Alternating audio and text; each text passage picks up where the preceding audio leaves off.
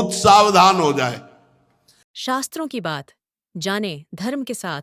बरसात के दिन थे। आकाश में बादल छाए हुए थे। अर्षिवर धौम्य सुखपूर्वक अपने आश्रम में विराजमान थे और शिष्यों को विद्यादान दे रहे थे। प्राचीन भारत के विद्यादानी ब्राह्मण नगर के बाहर आश्रम बनाकर बसते थे। वहीं जप तप करते और अपने शिष्यों को पढ़ाने लिखाने के साथ शिष्य उनके घर का कामकाज भी संभालते थे। आर्षिवर धौम्य ऐसे ही गुरु थे और उनके आश्रम में निवास करने वाले शिष्यों की संख्या सैकड़ों तक जा पहुंची थी। एक दिन की बात है, सहसा बादल घने हो गए। आकाश में बिजली चमकने लगी और कानों के पर्दे फाड़ने वाली गड़गड़ाहट से दसों दिशाएं कांप उठीं। इसके साथ ही बूंदाबांदी प्रारंभ हो गई और फिर मूसलाधार बारिश होने लगी, जैसे आकाश फट गया हो। बात की बात में जहां देखो पानी ही पानी फैल गया। गुरुजी चिंतित होकर बोले, ऐसा पानी तो कभी नहीं बरसा। यदि खेत का बांध पक्का न किया गया तो उसकी सारी फसल बह जाएगी। मेरी कुटिया रिसती है, जाकर देखूं उसमें पानी न भर जाए। पहला शिष्य बोला और चलता बना। मेरी कुटिया का पिछला भाग टूट गया है, अब उसकी न जाने क्या दशा होगी। चलकर देखभाल करूं। दूसरा शिष्य बोला और निकल गया।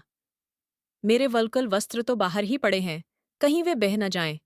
तीसरे शिष्य ने कहा और वह भी जल्दी जल्दी अपने पथ पर चल दिया। इस प्रकार कोई न कोई बहाना बनाकर लगभग सभी शिष्य खिसक गए। अब तो आरोणी शांत न रह सका। वह उठकर खड़ा हुआ और बोला, मुझे आज्ञा दीजिए, मैं जाता हूं और बांध पक्का कर देता हूं। गुरुजी ने आज्ञा दी, तुम ही जाओ, परंतु इतना याद रखना कि बांध कच्चा न रहने पाए, परिश्रम भले ही अधिक करना पड़े। गुरु के शब्द सुनते ही आरूणी दौड़ते हुए खेत पर गया तो देखा कि बांध एक ओर से टूट गया है और उसके रास्ते खेत का पानी क्षण भर के लिए भी नहीं रुक रहा। वह बांध को मिट्टी से भरने की चेष्टा करने लगा और इसके साथ ही मानो उसके तथा पानी के बीच युद्ध छिड़ गया।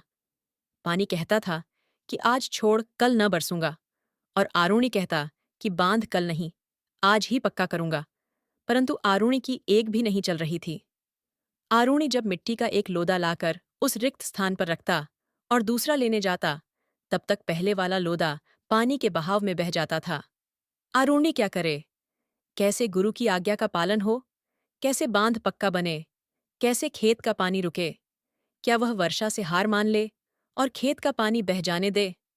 परंतु आरूणी यह मानने वाला नहीं था। जब उसे कुछ न सूझा, तब उसने वर्षा पर विजय पाने के लिए बिल्कुल नया अनोखा उपाय सोचा। वह स्वयं उस टूटे हुए बांध पर लेट गया। अभिप्राय यह कि उसने मिट्टी के बांध के स्थान पर हाड़ मांस का बांध बना डाला और हाड़ मांस के उस जीवित बांध के सामने वर्षा को हार माननी पड़ी। खेत के बहते हुए पानी को रुकना ही पड़ा। जब दूसरे दिन प्रात गुरुजी ने शिष्यों को पढ़ाना आरंभ किया, तब उन्हें आरूणी नजर नहीं आया। आरूणी को न देख गुरुजी चिंतित हुए बोले, आज आरूणी दिखाई नहीं दे रहा है, कहाँ गया है वह? कल संध्या समय खेत की ओर जाता दिखाई दिया था।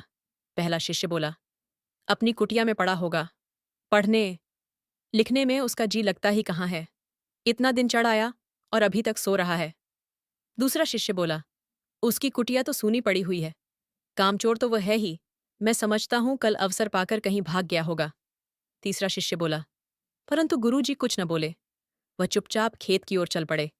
वहां पहुंचकर करुणा भरे स्वर में पुकारने लगे, अरुणी, अरुणी, बेटा अरुणी। जब कहीं से कोई उत्तर न मिला, तब गुरुजी व्याकुल होकर खेत में चक्कर काटने लगे। अंत में जब वह ठीक उस स्थान पर पहुंचे, तो देखते क्या है कि बेसुध आरूणी ने टूटे हुए बांध को घेर रखा है। उसके शीत से जकड़े हुए शरीर पर गीली मिट्टी की तहें जम गई है और वह धीमे धीमे सांस ले रहा है। असल बात समझने में गुरुजी को विलंब न लगा। उनकी आंखों से टप टप आंसू गिरने लगे। वह आरूण्य को तुरंत आश्रम में उठा लाए। उन्होंने अपने हाथों से उसका शरीर धोया, पोंछा, उस पर मालिश की, फिर उसे गर्म कपड़ों से ढंक दिया। आरूणी थोड़ी देर बाद होश में आ गया। ये देखकर गुरुजी बहुत प्रसन्न हुए और उसके सिर पर हाथ फेरते हुए बोले, बेटा, तुम्हारी गुरु भक्ति पर मुझे अभिमान है। मैं आशीर्वाद देता हूं कि तुमको सारी विद्याएं प्राप्त हो जाएं। तुम सुख से जीवन बिताओ और खूब नाम कमाओ। कहना नहीं होगा कि गुरु के वचन सच्चे सिद्ध हुए।